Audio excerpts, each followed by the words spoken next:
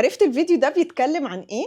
طب عرفت تحل الفزورة دي؟ الفيديو ده عبارة عن أسئلة وانت اللي هتجاوب، بس برضو مش هسيبك متعلق، هديك فرصة تفكر وبعدين أقولك الإجابة أو الحل. بس هنشوف هتعرف تحل كام لغز أو فزورة من اللي في الفيديو.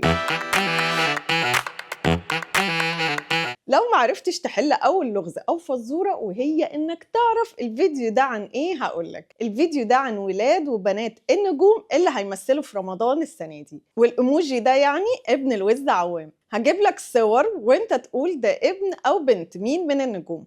مسموح لك توقف الفيديو وتشوف الصورة عشان تفكر براحتك. خمن مين ده؟ ده ياسين ابن أحمد السقا، وهتشوفه في مسلسل سيد الناس بتاع عمرو سعد وإنجي المقدم، والمسلسل تأليف وإخراج محمد سامي. طب تعرف مين دي؟ هديك هنت صغير أو مساعدة. البنت دي عملت أغنية من قريب وشقلبت الدنيا، بس مش عارفة ليه بصراحة. البنت دي بنت منال سلامة والمخرج عادل أديب، وهنشوفها في مسلسل عايشة الدور مع دنيا سمير غانم، والمسلسل ده تأليف وإخراج أحمد الجندي. طب مين الولد الحليوة ده؟ ده محمود ياسين جونيور، ابن المؤلف عمرو محمود ياسين وحفيد شهيرة والفنان الراحل محمود ياسين، وهيكون في مسلسل ياسمين عبد العزيز وتقابل حبيب.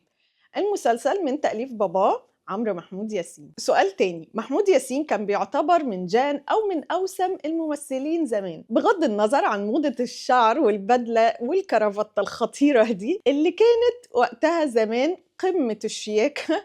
بتشوفوا مين شكله أحلى، محمود ياسين الأصلي ولا محمود ياسين جونيور؟ قولوا لي رأيكم بصراحة في الكومنت. طب الممثل اللي جه ده قريب محمود ياسين جونيور، فكده محمود ياسين وشهيرة داخلين بنفرين.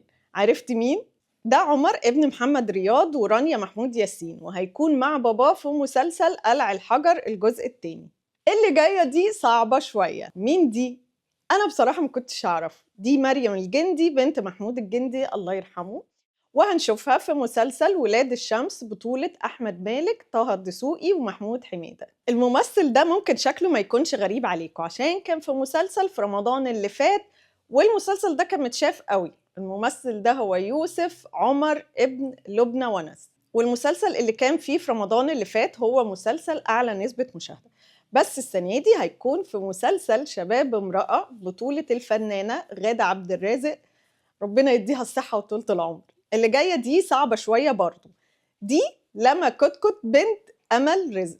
أنا أصلاً معرفتش إن دي أمل رزق، أنا متعودة على شكلها كده. لما هنشوفها في مسلسل أحمد السقا العتاولة الجزء الثاني، وبشوف إن هي في الصورة دي شبه أنجلينا جولي. دول ولاد النجوم اللي هنشوفهم في رمضان السنة دي. عرفت كم حد من السبعة؟ اكتبولي في الكومنتس، وكفاية كده عشان أتعب.